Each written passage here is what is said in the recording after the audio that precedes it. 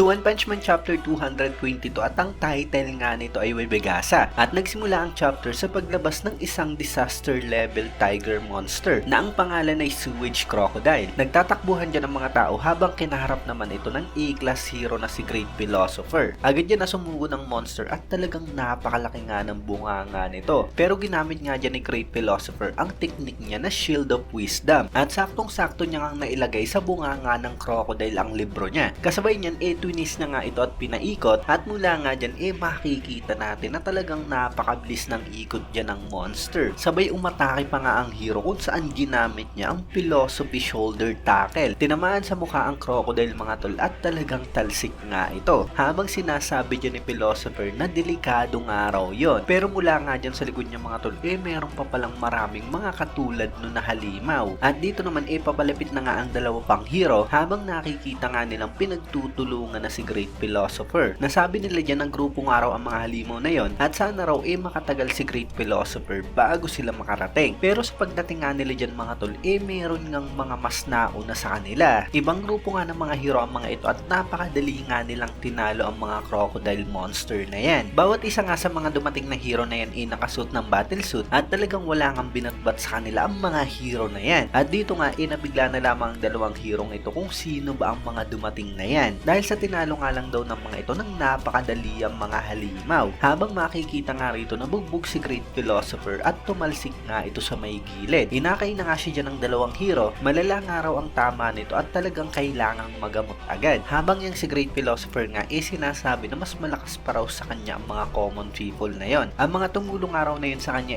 amateur pa yung mga galawan, pero yung bilis, lakas at stamina ng mga ito mas higit pa sa kanya. At dito talagang nabibigla ang hero ito dahil sa mas malakas nga ang mga dumating na yan sa isang A-class hero. At sabi nga ng mga lalaking yan napakaganda raw ng debut nilang ito at parang napakadali nga rin. At ang paglipat nga raw nila sa Neo Heroes talagang tamang decision dahil sa wala nga raw silang future kung nag-stay sila bilang isang C-class hero. At mula nga dyan mga tol pinakilala ang mga ito at sila nga ang mga Neo Bubbly Boys. So bali nakita na nga natin ang mga yan mga tol dati nung mga C-class hero pa nga sila. At ngayon pala nag-transfer na sila sa Neo Heroes at nabigyan nga sila ng battle suit kung saan talagang mas naging napakalakas nga ng mga ito. So dito dagdag pa nga ng mga Bubbly Boys na yun, pag nagpatuloy nga raw ito baka kaya na nilang talunin ang monster na si Sweet Mask. Nadami nga raw yung pangalan ng agency nila sa nangyari kay Sweet Mask kaya dudurugin nga raw nila ito pag nakita nila. So dito hindi pa nga alam ng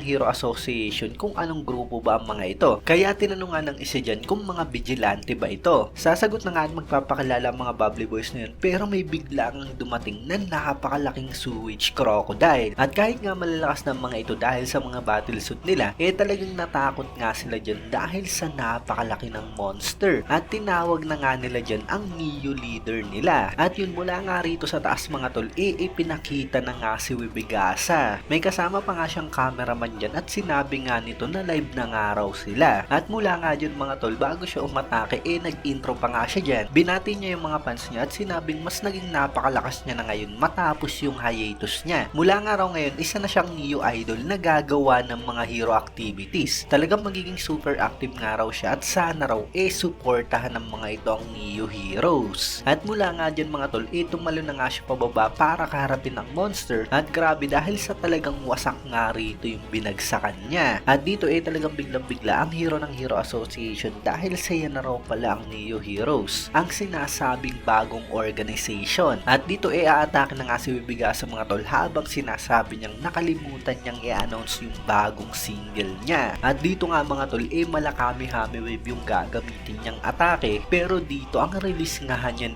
pa-hard at ginamit niya nga dyan mga tol ang attacking Webby Thunder. Tinamaan nga ng napakatinding electric attack ang monster na merong hugis puso at sa lakas nga niyan mga tol talagang bagsak nga agad ang monster at mukhang nabutas nga ang dibdib nito. Dito talagang hangang-hanga nga ang mga hero ng Hero Association pati na nga rin ang mga Bubbly Boys. Nasabi ng mga Bubbly Boys na yung battle suit nga raw nila talagang ibang iba dyan kay Webegasa at apparently ang babae nga raw na yan dumaan sa iba't ibang uri ng enhancement surgery. Nagsimula nga raw ito bilang isang idol pero talagang nainggit sa kasikatan ni Sweet Mask dahil dun pumirma nga raw ito ng kontrata para maging subject sa iba't ibang uri ng human experiment at mas lumaki lumakas nga ito at naging Neo leader. Naging isang cyborg na nga raw talaga yung si Webegasa at bukod dun nabigyan pa nga raw ito ng napakalaking dose ng isang misteryosong droga. Dumaan pa nga raw ito sa mga napakadelikadong brain surgery para lamang ma-awaken yung psychic power nito. At bukod dun napakarami pa nga raw mga iba pang mga experiment ang ginawa sa babaeng yan. Kaya pag gumagawa nga raw ito ng physical activity, yung body temperature niyang si Webegasa